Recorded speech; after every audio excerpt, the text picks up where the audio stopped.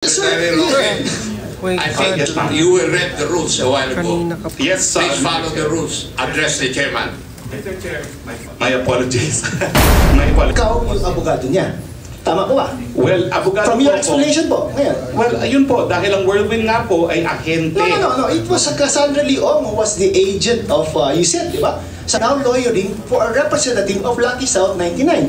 I disagree po. Kasi po. And you are the counsel for the representative of Lucky South 99. Yun lang po. I'm not saying na directly to Lucky South 99, but of the agent. Of the highest fiduciary relationship, hindi ko po talaga po pwedeng akuin na kliyente ko siya. Bagamat, sana po kinuha ko dahil tingin ko mapakwash ko yung rate sa kanilang premises. Yun po yung sinasabi ko sa Senado dahil mali po talaga yung mga ginawa doon sa rate na yun.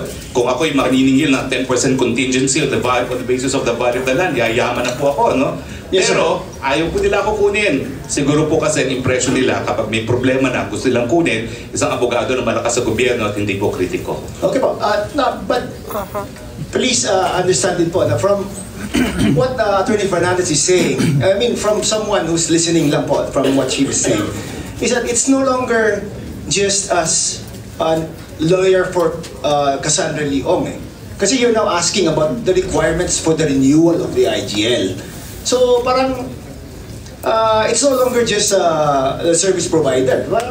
As a service provider siguro, you'd provide other things other than securing their renewal of their permits. Would that be fair to say na ang agent nga lang as service provider siya pa naglalakad for the renewal of the permits from PAGCOR? Totoo po kasi nung panahon na yon na-revoke na yung appointment ni Dennis Cunanan as representative to PAGCOR. So it was already Cassandra Ong. After that meeting, that became the representative of Lucky South. Of whom you represent? I represented her because she's an employee corporate secretary of Whirlwind. Kaya po. So, siya nagiging representative ng Lucky South 99 at ikaw yung abogado niya. Tama po ba? Well, abogado from your explanation po, ngayon. Well, ayun po, dahil ang Whirlwind nga po ay ahente. No. It was Cassandra Leong who was the agent of, you said, di ba? Sabi mo, pinalitan niya si Dennis Cunanan. Siya na ang naging representante ngayon ng Lucky South 99. At ikaw yung abogado niya. So, you are now lawyering for a representative of Lucky South 99. I disagree po. Kasi po, ang Cassandra Ong was there as part of Whirlwind. So I was representing for Cassandra Ong of Whirlwind acting as representative of Lucky South. That is a more accurate po. And pursuant to the laws of agency po. Isn't that like stretching the definition na rin po? Hindi naman po. Kasi kung ako po talaga yung nag-lawyer for Lucky South, ang tanong ko, wala pong masama doon. Pero ang punto, hindi po talaga ako nag-lawyer. Hindi lawyer for Lucky South 99. I'm just saying, na as you said, Cassandra Leong replaced Dennis Cunanan as the agent of Lucky South 99. And you are the counsel for the representative of Lucky South 99. Yun lang po. I'm not saying directly to Lucky South 99, but of the agent of Lucky South 99. I was representing Cassie Ong of Whirlwind. That is correct po. And I confirm that. I think you will read the rules a while ago. Yes, please follow the rules. Address the chairman. Mr. Chair, my apologies. My apologies po. It's just that it was an animated discussion and a friendly discussion. After all, he is also from a province of my relative who is now governor. Yes, sir. Yun lang I was just confused. Para I wanted it to be clear lang. Kasi I think Altenco should be here para at least man lang to clarify din yung statement niya. Kasi doon nga ako nalito Kasi when he appeared 2 meetings ago, he categorically said kasi na he was of the impression that you were lawyering for Lucky South 99. And contrary to what you were saying also, Mr. Chair, that he never mentioned or he denied that you were lawyering for Lucky South 99. Mr. Chair, I guess my answers is based on actual rules of legal ethics and when there is engagement. There could be an engagement between attorney and client as simple as giving legal advice. But there is an actual legal engagement when there's actually a contract between a client and attorney. So yun po yung talagang status sa legal ethics. Minsan, Mr. Chairman, yung mga nagtatanong sa radyo, yan po yung mga issue. Kasi pagbibigay pa lang ng legal advice, may attorney-client relationship na. Pero para magkaroon po ng engagement, dapat talaga merong kasunduan. bakit naman po ako magre-represent, Mr. Chairman, isang kumpanya hindi magbabayad sa akin? Abay, mayaman pa, pogo pa. Okay. Sisingilin ko po yan, Mr. Chairman. Wala naman po akong nakita. Okay. Maraming salamat po. Thank you, Mr. Chair. Now, last, Mr. Chair, just to be clear lang, no, para idugtong ko lang. You were saying that you are representing Cassandra Leong as a representative of Whirlwind. But at the same time, you also said that Cassandra Leong replaced Dennis Cunanan as the representative of Lucky South 99 in relation to the application of Lucky South 99 to with PAGCOR in the renewal of their permits. And that was confirmed by Attorney Fernandez that you made several calls to her in relation to also the requirements for the renewal of the permits for Lucky South 99. Para clear lang po, no? So it's not you directly to Lucky South 99, but you with Cassandra Leong. But on the issue lang na medyo Cassandra Leong was acting for both Whirlwind and Lucky South 99. Tama po ba?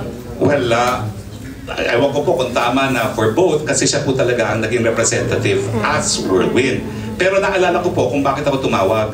Kasi ang sabi po niya, hindi nga raw makontak si Attorney Jessa. And even me, when I called twice, hindi po ako nasagot. So nakiusap lang po siya na baka naman pag kayo po tumawag, malaman ko kung ano pa yung kulang namin. And that is why I complied naman with the request of Casio, dahil sabi naman ni Attorney Fernandez, mahirap talaga siya makontak. And nakontak ko naman po siya at least 3 times. No? Isa by text. Yun nga pong hiningi ko lang yung ano yung lacking documentary requirements. Nasa akin pa po yung sagot niya, and isa-isa niya. Tapos pangalawa, tawag, sinabi ko lang na meron ng abogadong magre-represent sa Lucky South para dun sa MTTP. Kasi yun po yung bagong requirement na wala talaga nakakaintindi. Pero hindi po akong gumawa nun. Ibang abogado po yung gumawa nun. At pangatlo, tinanong ko lang kung ano yung status at dun nga po sinabi na on the basis of media reports and on the basis of the investigation banban, they're not inclined to approve. At sinabihan pa naman po si Cassie na, huy, yung Whirlwind. So doon lang po ako nagkakaroon ng medyo confusion dahil po kung, of course, Mr. Secretary Roque, I admit mo man o hindi, you are a known personality. Alam naman po yan you are nationally known. So I'm sure kung may pupunta po kayo doon sa isang pagmi-meeting, I'm sure yung kausap niyo po talaga ay magtatanong kung bakit po kayo nandoon. And since Chairman Tenco never mentioned anything about Whirlwind Company, and that's where the confusion comes in.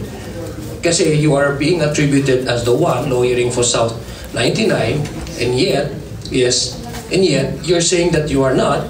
You are there simply because you are representing Whirlwind Company. So ganun na po.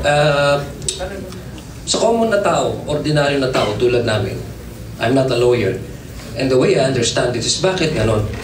Bakit po si Chairman Tenco is saying na hindi mo namin yun napag-usapan. In fact, he mentioned that kasi as a response to, I think,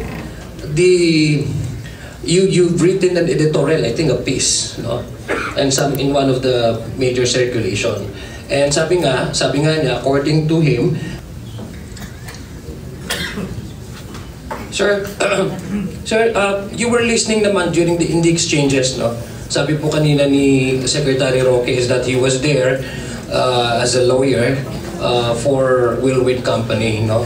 And the Whirlwind Company, if I'm got it right, explanation is that they own the land, and they're also providing auxiliary services for POGO, in this case, Lucky South 99. What is the license actually? Matanong ko nga, ano pa yung license na nakuha po ng Whirlwind Company sa inyo? Your Honor, ang kanilang pong primary purpose is to engage in realty development. Okay. The secondary purpose is to establish and operate a call center.